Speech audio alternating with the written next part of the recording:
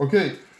Donc, ce qu'on peut retenir ici, c'est que Jean-Baptiste ne s'est pas arrêté sur ce que devait ressembler sa situation pour pouvoir dénoncer ce péché.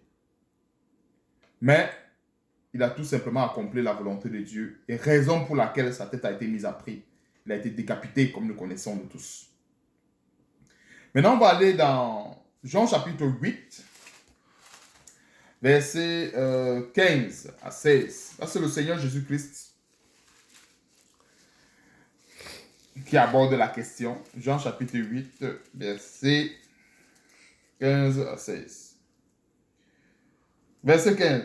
Vous jugez selon la chair, moi je ne juge personne.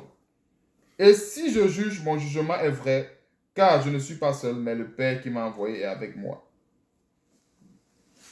On voit bien que le Seigneur Jésus-Christ, notre Seigneur, il condamne le jugement selon la chair. C'est ce que je disais au départ selon Matthieu chapitre 7, que nous ne devons pas juger dans l'intention de se venger, ou dans l'intention de mettre autrui mal à l'aise, ou dans l'intention de coller à cette personne une mauvaise étiquette. On ne doit pas avoir des motifs de vengeance. Je prends peut-être un exemple. Admettons qu'il y a, peut-être un frère dans une assemblée qu'une sœur connaît bien, qui vit dans le péché. Cette sœur connaît bien que ce frère n'est pas droit devant Dieu. Ça peut être un pasteur. Elle sait que ce pasteur n'est pas droit devant Dieu et tout, et tout, et tout. Mais le jour où ce pasteur, justement, vient vers ce frère ou bien confisque le bien de ce frère, par motif de vengeance, autant pour moi, ce frère ou cette soeur va le dénoncer. Ça, c'est une mauvaise dénonciation parce que ce frère ou cette soeur a dénoncé ce pasteur tout simplement pour se venger. Et Dieu connaît les motifs qui se cachent derrière toutes choses. Mais si c'est un pasteur qui est devenu un prédateur sexuel, comme plusieurs pasteurs aujourd'hui, qui sont devenus des très grands prédateurs sexuels, et qu'il est dénoncé avec des motifs purs, parce que, en passant, n'attendons pas. C'est que quelqu'un est dans une assemblée où il y a un pasteur qui commet cette chose. Moi, je ouvre une petite parenthèse là-dessus, parce que c'est très important aussi. Parce que généralement, ces pasteurs enseignent toujours que non, il faut laisser, Dieu va juger et tout, et tout, et tout. Non, c'est très faux. En disant de laisser Dieu va juger, il continue à commettre sa sale besogne. Les frères ou les sœurs, ou bien s'il y a une sœur qui a été abusée, la seule manière qu'elle peut sauver les autres personnes des griffes de ce vautour, si elle ne peut pas dénoncer ce pasteur, normalement, c'est de prévenir ses sœurs qui sont dans cette assemblée-là, afin que les mêmes sœurs ne soient pas abusées comme elle. Ça, c'est une petite parenthèse qui est vraiment une parenthèse vraiment très importante que j'ouvre là présentement. Pourquoi? Parce que si il y a une personne ou il y a des personnes qui sont abusées et pourtant on connaissait la vérité, quelque part on a le sang de cette personne sur nos têtes. Parce qu'on connaissait et on n'a rien dit. Raison pour laquelle le chrétien ne doit pas fermer la bouche devant l'activité de l'ennemi. Car on a vu que dans la Bible, les apôtres avaient été menacés de fermer leur bouche par rapport à l'évangile. Donc c'est le diable qui veut que les enfants de Dieu ferment leur bouche quand il y a un quelconque péché. Ce n'est pas Dieu. Comme il dit, si les uns et les autres n'ont pas assez de foi pour pouvoir de dénoncer, déjà confronter la personne, parce que déjà on ne se lève pas un matin pour dénoncer une personne qui est dans un péché. On le confronte d'abord, c'est la seule. Et c'est dans le cas où cette personne ne veut pas changer que la Bible dit on peut prendre 2 ou 3 personnes. Et par la suite, maintenant, c'est une dénonciation publique. Mais comme je dis, si une personne ne peut pas déjà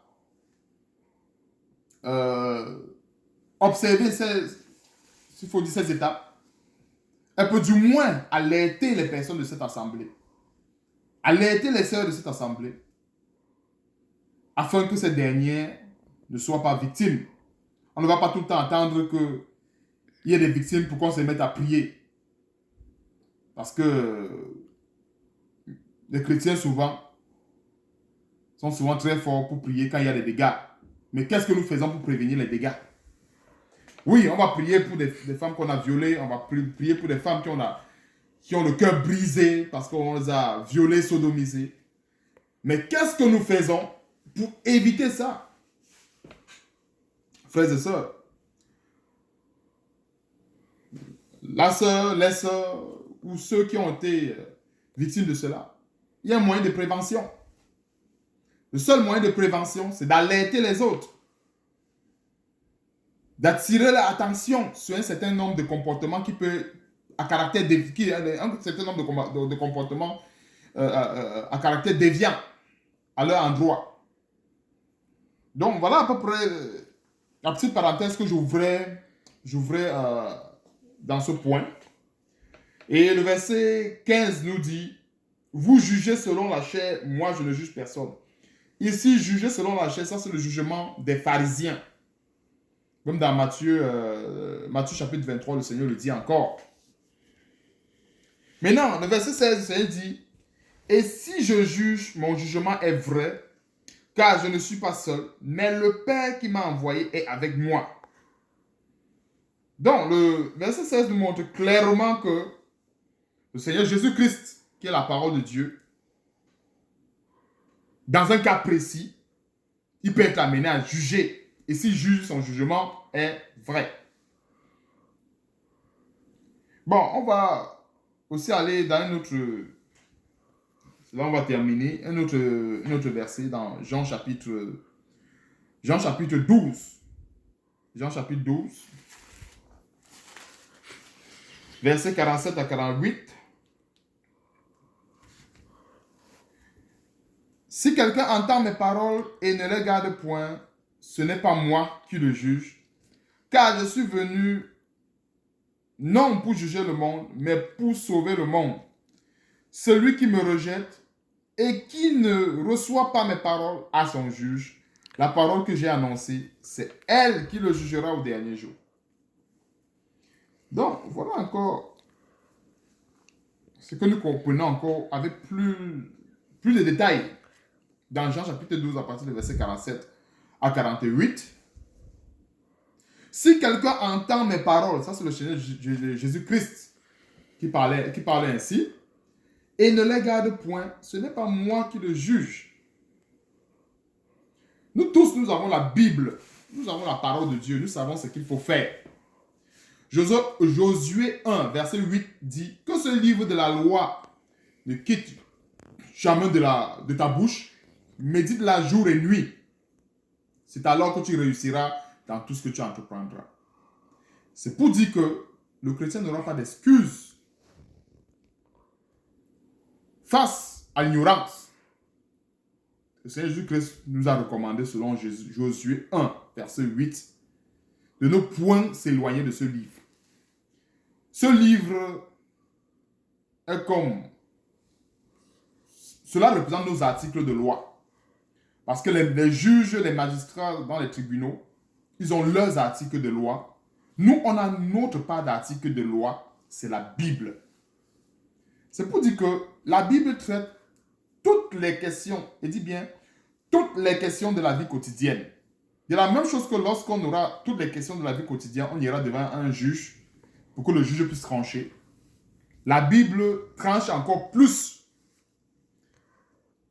Car il y a même des choses, puisque Dieu n'est pas limité, il s'agit de la parole de Dieu.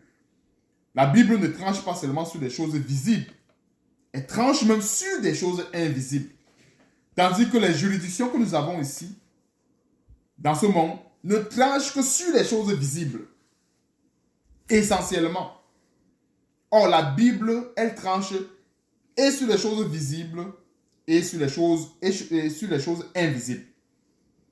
Donc, celui qui me rejette et qui ne reçoit pas mes paroles a son juge. Donc, frères et sœurs, une personne qui rejette la parole de Dieu, ou bien une personne qui refuse d'écouter la parole de Dieu, ou bien qui refuse d'écouter un avertissement d'un frère venant du Seigneur, ou un message, ou qui rejette le message venant d'un frère ou d'une sœur, il ne rejette pas ce frère. Il ne renie pas, s'il faut dire, il ne rejette pas ce frère, il ne méprise pas ce frère. Mais il méprise la parole du Seigneur. Et il a dit à son juge, parce qu'au dernier jour, le Seigneur dira bien à ce frère que je t'ai envoyé telle personne pour te parler, pour te prévenir. Parce qu'il y a beaucoup qui seront champions, qui seront bien champions, ils vont bien dire que non, Seigneur ne savait pas. Mais non. Le Seigneur utilise, si le Seigneur a pu utiliser l'âme de Balaam pour l'empêcher de prendre le chemin de la perdition, à plus forte raison, Dieu utilise même des hommes qui ne sont pas convertis aujourd'hui pour faire sa volonté. Dans quel sens? Et c'est pour ça qu'on doit pouvoir discerner souvent ce que les gens nous disent. Parce que souvent, quelqu'un même du monde peut nous parler, on dit, ah non, c'est quelqu'un du monde, il peut me dire quoi de bon? Mais non, Dieu a parlé à l'âme. À plus forte raison, un être humain, même s'il ne sert pas Dieu. Comme on dit, il y a plusieurs situations dont nous devons user de notre discernement. Et ce que ça m'a amené à comprendre là-dessus, c'est que beaucoup de chrétiens en général ne veulent pas s'y imprégner. Tout simplement parce que il y a un problème avec l'amour du monde. L'amour du monde, ça fait un très grand blocage. Tant qu'un chrétien ne sera pas délivré de cet amour, c'est clair que le diable va toujours utiliser des moyens pour pouvoir le retenir en arrière. L'amour du monde, c'est un des fléaux terribles chez un chrétien. Et quand on parle de cet amour du monde, il est tellement vaste. Et on le travaille chaque jour. Que ce soit sur le plan de la musique, sur le plan de... il est tellement vaste. Très souvent, on ne veut pas être mal vu. On ne veut pas être injurié. Considérons la vie des apôtres. Il y a un chapitre que j'aime souvent lire dans 1 Corinthiens chapitre 4. Quand je lis souvent ce chapitre, je réalise encore à quel point j'ai encore beaucoup à apprendre en ce qui concerne le service dans le Seigneur. Les apôtres étaient injuriés, maltraités, mais ils bénissaient. Ces paroles, ou bien tous ces actes des apôtres qui ont été consignés ici dans cette Bible sont justement là pour nous aider à construire une foi solide en Jésus-Christ. Parce que quand nous la lisons, on doit pouvoir s'y retrouver. Donc si depuis que je suis serviteur de Dieu, depuis que je suis chrétien, je n'ai jamais reçu une injure par rapport à la parole de Dieu, c'est quelque part il y a un problème. On ne doit pas avoir peur d'être injurié, on ne doit pas avoir peur d'être mal vu. Frères et sœurs, on ne doit pas avoir peur.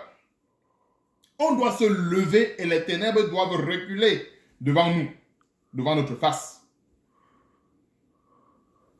Donc, je vais terminer ici en disant, comme pour conclure, en général, beaucoup de personnes se sentent jugées.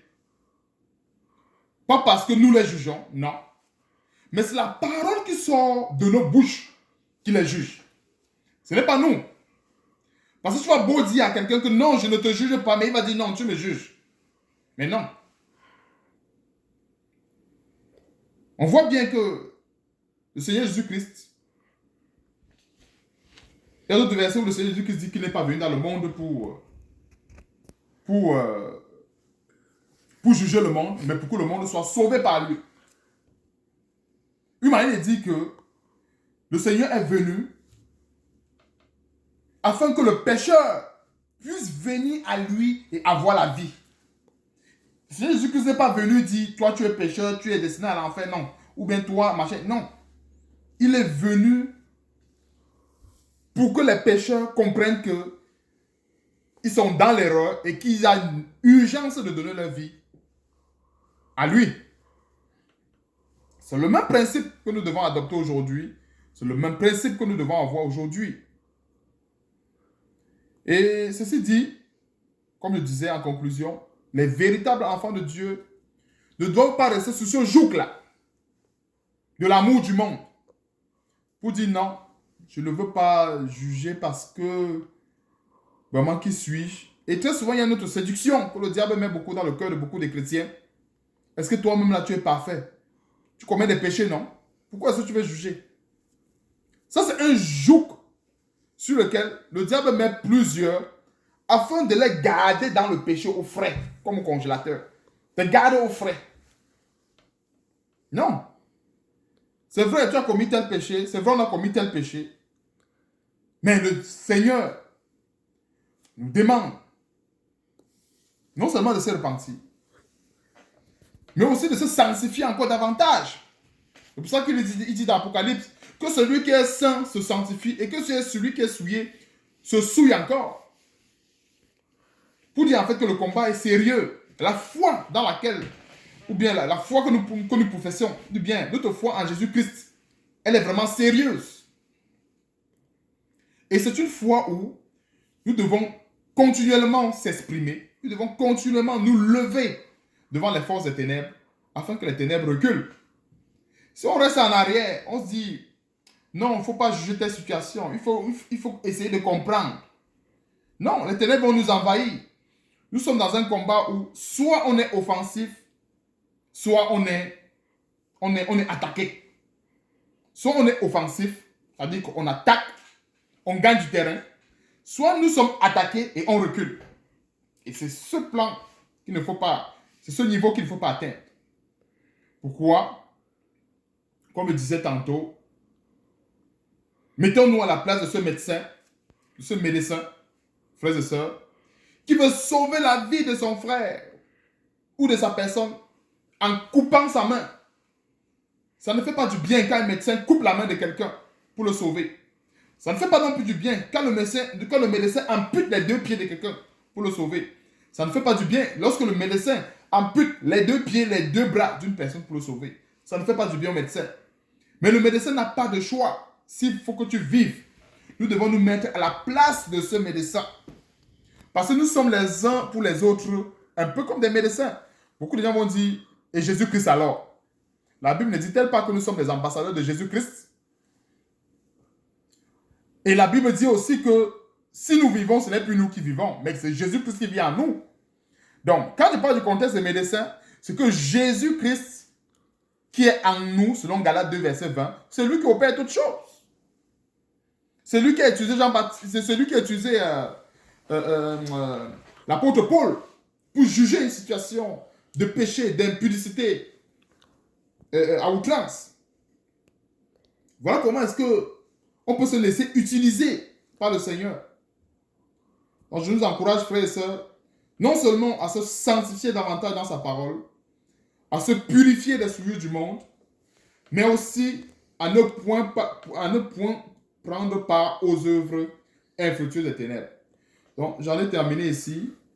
Frères et sœurs, soyons bénis, soyons sous nos gardes, car le diable cherche tous les moyens pour nous endormir, cherche tous les moyens pour que nous ne puissions servir efficacement le Seigneur.